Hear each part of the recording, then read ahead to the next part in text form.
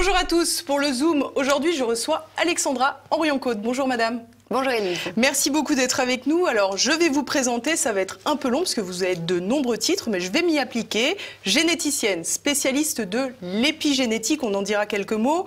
Ancienne directeure de recherche à l'INSERM, actuellement directeur de l'Institut de recherche Simplissima et également membre du comité éthique Île-de-France qui a été monté donc dans le cadre de la révision de la loi de bioéthique. Est-ce que j'ai tout bon? À peu près. Absolument. Alors, Alexandra Henrion-Côte, aujourd'hui, on va essayer de s'attacher au sujet qui inonde les médias depuis plusieurs mois, évidemment, cette pandémie de Covid-19. On en parle tous les jours sous de nouveaux aspects. On va essayer, pour commencer, de remonter aux origines. Quand on regarde la séquence du génome de ce virus, on est immédiatement interpellé par l'existence de petites séquences qui sont un petit peu comme des petites signatures d'autres séquences qu'on connaît par ailleurs et qui confèrent des fonctions, qui donnent la possibilité à la machinerie des cellules de faire des choses avec ce fameux virus. Parce qu'un virus, c'est pas un être vivant. S'il est tout seul et qu'il ne bouge pas, il n'est pas capable de se répliquer. Il a besoin de vous infecter pour pouvoir être répliqué. Donc il a besoin de votre machinerie cellulaire.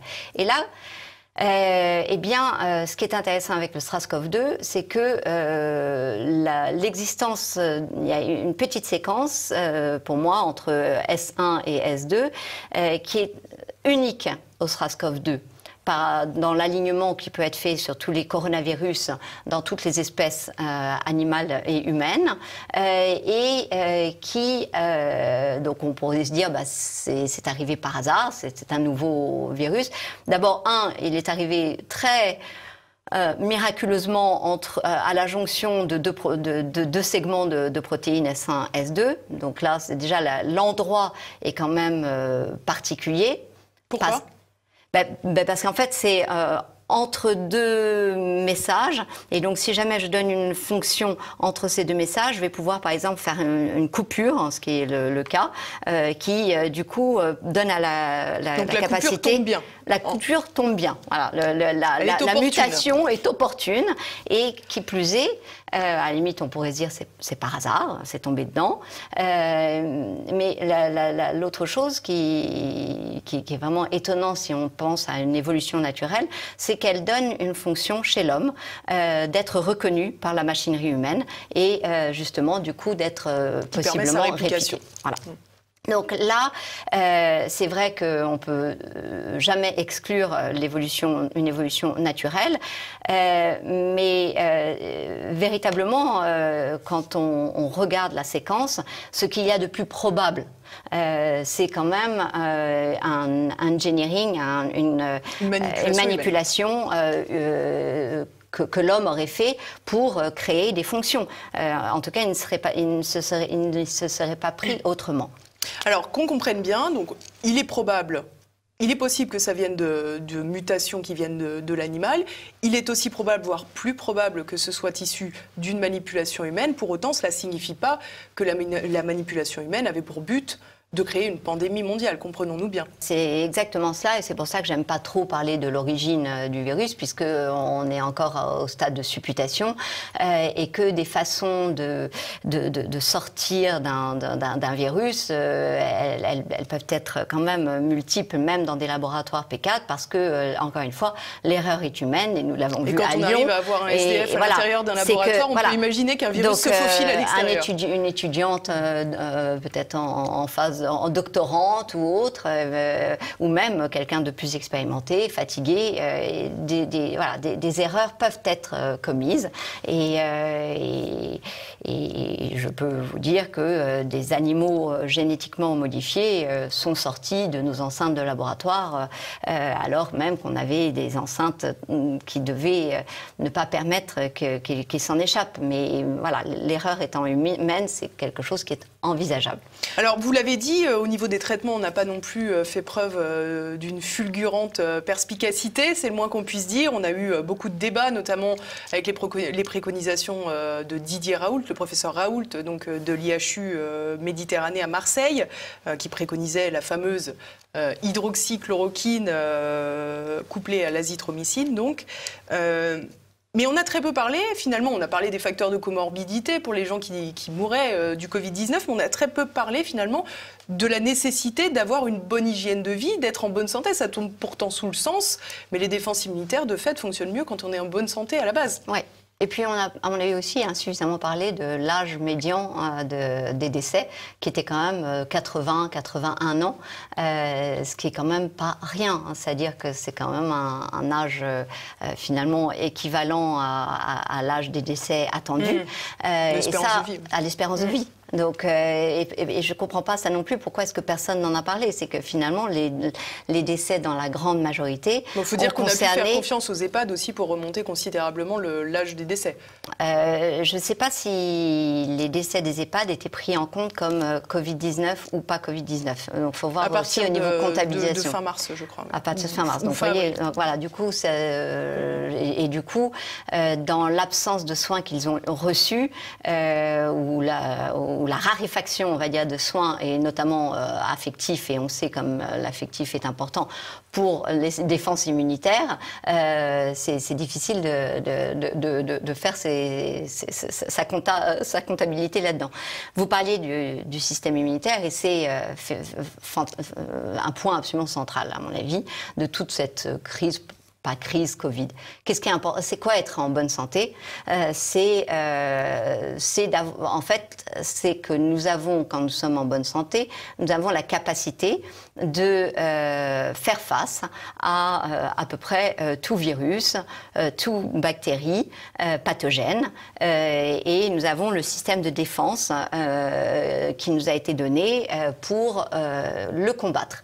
Et ce système immunitaire, c'est finalement un capital santé qui nous est propre. Et donc, et qui s'entretient. Et qui s'entretient. En faisant du sport, donc en évitant d'être confiné pendant 2 mois, en ayant une bonne aération, une bonne oxygénation, c'est-à-dire en évitant de mettre des masques, en ayant une bonne alimentation, c'est-à-dire en ayant la liberté de sortir, acheter tout ce dont on a besoin là où il le faut, pour avoir la diversité alimentaire qu'il nous faut.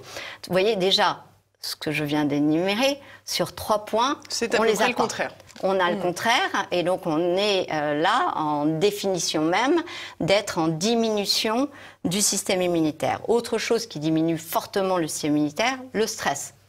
Plus si je vous mets à nouveau en quarantaine dans une chambre de ce studio et que je vous fais peur à longueur de temps et qu'après je vous sors de ce studio, je vous garantis que votre système immunitaire a été affaibli et que vous risquez de tomber malade, non pas parce que vous étiez avec un facteur de comorbidité, mais véritablement parce que vous avez affaibli vos chances de combattre normalement le virus ou la bactérie.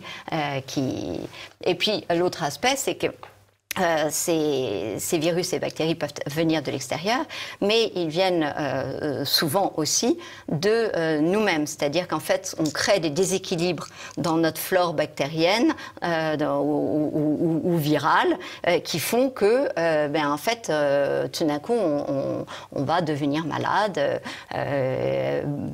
Alors, Alzheimer a même une piste de cette petite bactérie qui est déséquilibrée au niveau de la bouche et qui, du coup, monte dans le cerveau. Donc, vous voyez l'importance d'une bonne aération de la bouche pour éviter ces déséquilibres qui peuvent se créer et éviter des Alzheimer, des diabètes et autres maladies qu'on nous dit chroniques. Donc voilà.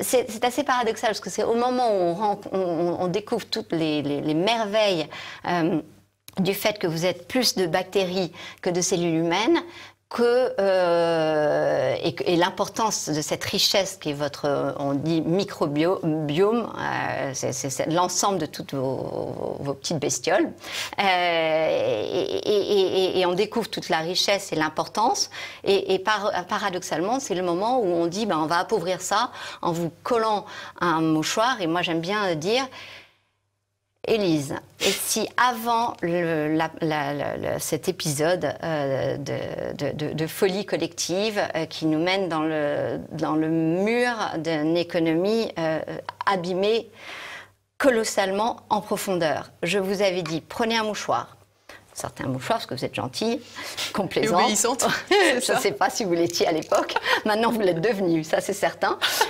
Et je vous dis, crachez 2-3 fois sur votre mouchoir. Et là, je vous dis, maintenant, vous le gardez pendant 2-3 heures là, sur votre nez. Est-ce que vous l'auriez fait? Vous ne l'auriez pas fait et vous seriez dit, elle est dingo celle-là. Eh bien, vous ne l'auriez pas fait. Vous ne l'auriez pas fait par votre bon sens. C'est-à-dire que vous auriez su que je vous racontais quelque chose de bizarre qui allait vous déséquilibrer sans que vous sachiez exactement quoi. Et voilà, et en fait, ça appelle à votre bon sens, c'est-à-dire qu'effectivement, les petites mailles des masques qu'on utilise, d'ailleurs, il est bien marqué sur chaque boîte de masque qu'elles ne protègent pas du tout du Covid. Non, regardez, ce soir en rentrant chez vous, si vous avez une boîte, regardez donc, je vous invite. C'est parce qu'effectivement, les mailles sont tellement énormes qu'elles laisseraient passer des centaines de milliers de particules de virus, de coronavirus. Donc voilà, on a... Alors j'ai cru comprendre que vous étiez sceptique sur les masques. J'ose imaginer que vous êtes d'autant plus sceptique sur les masques contre le Covid-19 lorsque c'est utilisé comme il le faut, au moment où il le faut, par une population qui sait l'utiliser, etc., etc.